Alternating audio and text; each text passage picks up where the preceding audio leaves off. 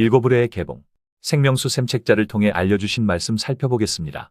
일곱 의뢰란 일곱 수는 완전수로 완전한 우레라고 말할 수 있다. 완전한 우레는 한 사람이나 두 사람 앞에서 발하신 우레가 아니라 이스라엘 총회 앞에서 발표하신 우레가 완전한 우레인 것이다. 출애굽기 20장. 뭇백성이 우레와 번개와 나팔 소리와 산의 연기를 본지라. 시내산에서 백성들은 우레 소리로 듣고 두려워 떨었지만 모세는 하나님의 음성을 바로 들을 수 있었던 것입니다. 이사야 8장. 너는 증거의 말씀을 싸매며 율법을 나의 제자 중에 봉함하라. 일곱 의뢰는 율법 중에 어느 한 부분인 것만은 틀림이 없습니다.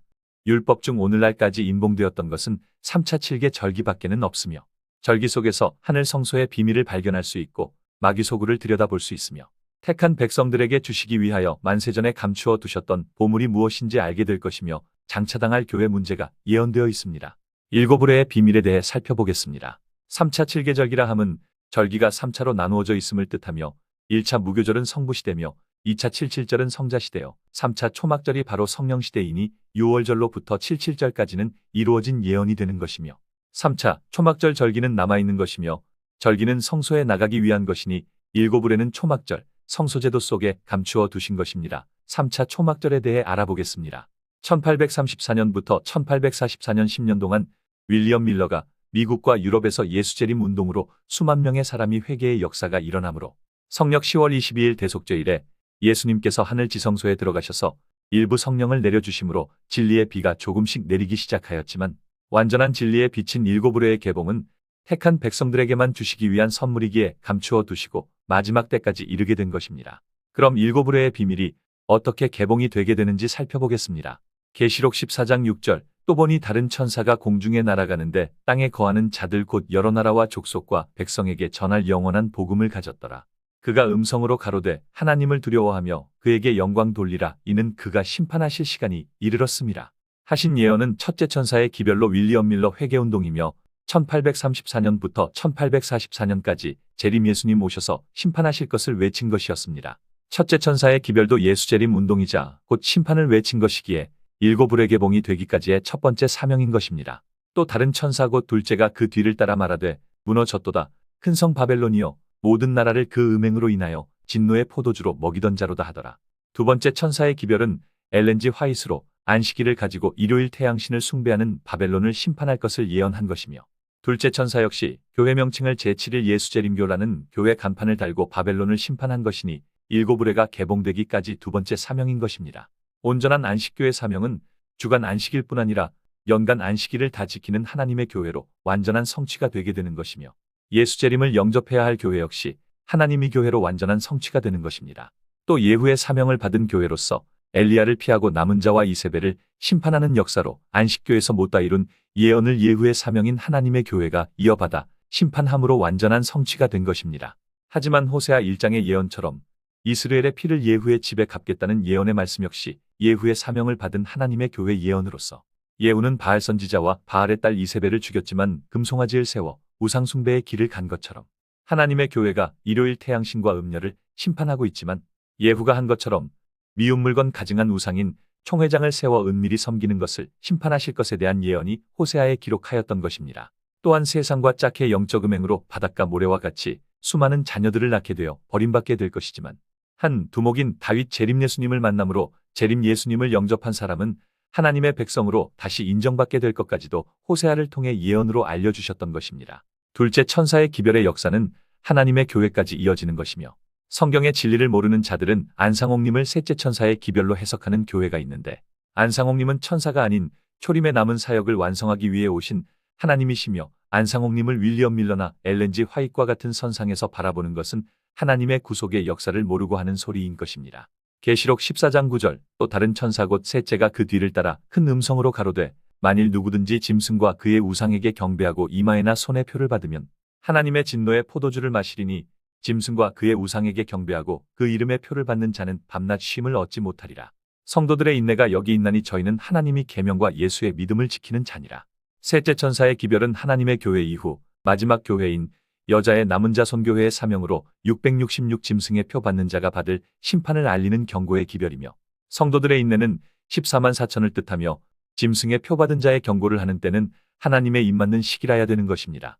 하나님의 계명뿐 아니라 예수의 믿음을 지킨다 하였으니 재림 예수님이 곧 3차 초막절 비밀이시며 3차 절기 대속죄일에만 지성소에 나갈 수 있게 하신 것도 3차 성령시대 초막절 때라야 일곱울의 비밀이신 그리스도가 드러나게 됨을 증거하신 것이며 절기를 통해 언약궤에 나아간다는 것 역시 속죄소에 좌정하신 하나님을 만나기 위함이며 만세와 만대부터 감추어진 비밀도 그리스도 예수님이십니다. 그럼 두 가지 중요한 문제를 살펴보도록 하겠습니다. 3차 절기인 대속죄일부터 초막절 절기는 언제부터 시작이 되며 또 어떻게 완전한 성취로 이루어지는지입니다. 대속죄일 성소정결케 되는 예언. 일곱째 천사가 소리내는 날 그 나팔을 불게 될 때에 하나님의 비밀이 그종 선지자들에게 전하신 복음과 같이 이루리라 하시었다.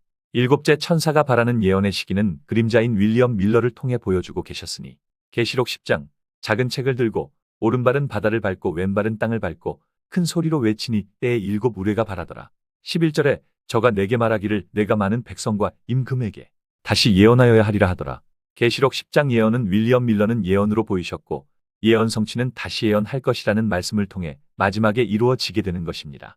바다는 구라파 열나라와 땅은 신대륙 미국을 중심으로 유럽까지 회개가 일어남으로 이루신 예언이며 작은 책이라 함은 일부 예언인 다니엘서와 2300주야 예언을 깨닫고 외칠 것을 뜻하는 것이며 457년 예루살렘 중건부터 2300년 끝이 1844년에 성소정결케 됨을 예수재림으로 해석하고 외친 회개운동입니다. 그 결과 1844년 대속죄일에 안식일 진리가 등장하게 된 것입니다.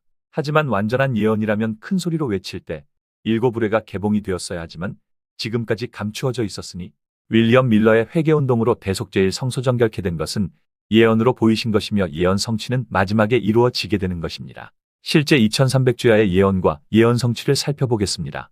457년 예루살렘 준공 역사는 2000년 임해동 예루살렘 준공이 실체이며 2300년은 라오디게아 책자를 통해 주신 연수해석에서 1년이 100년으로 성취된다 하셨으니 2300년이 23년으로 성취되어 2023년으로 이루어졌으며 성소정결케 된 날의 예언은 출애굽기 40장과 역대하 29장에 성력 1월 1일에 언약궤를 드리고 우상으로 더럽혀진 성전을 8일 동안 정결케 하였던 것이며 2023년 성력 1월 1일에 언약궤 실체 되신 재림예수 박광수님이 성력 1월 1일에 지성소 하늘어머니 계신 정기총회에 참석하심으로 예언을 이루셨던 것이었습니다.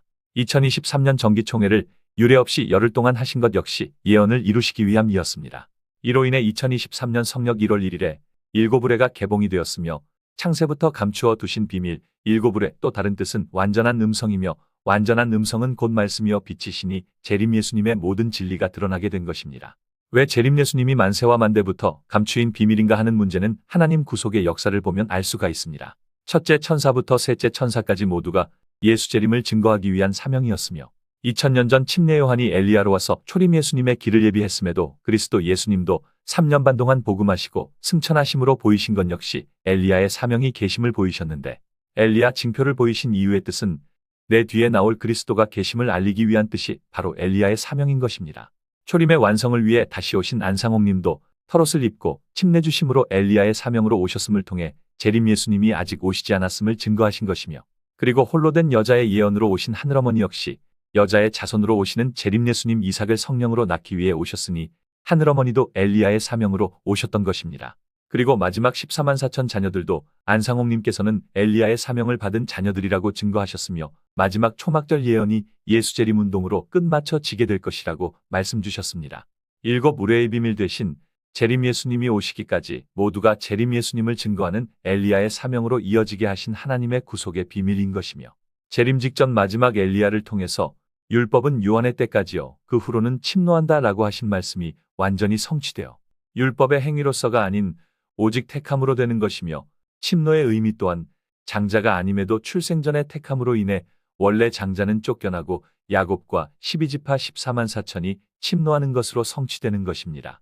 일곱 울의 비밀이자 만세부터 감추인 비밀 대신 그리스도 박광수님을 영접할 수 있도록 택해 주심에 감사드립니다. 6000년 긴 시간 하루도 쉼없이 자녀 구원 위에 희생하신 하늘 아버지, 하늘어머니, 하나님의 모든 구속의 비밀을 깨닫고야 하늘 부모님 사랑을 만분지 일 정도라도 깨닫습니다. 하나님 사랑을 다 기록한다면 이 땅에 두기도 부족하다 하신 말씀의 뜻도 이제야 조금 알 듯합니다. 하늘아버지, 어머니 감사드립니다. 하루속히 선악을 분별하는 장성한 믿음의 자녀들이 나와서 하나님의 온전한 사랑을 깨닫는 그날이 속히 오길 기도합니다.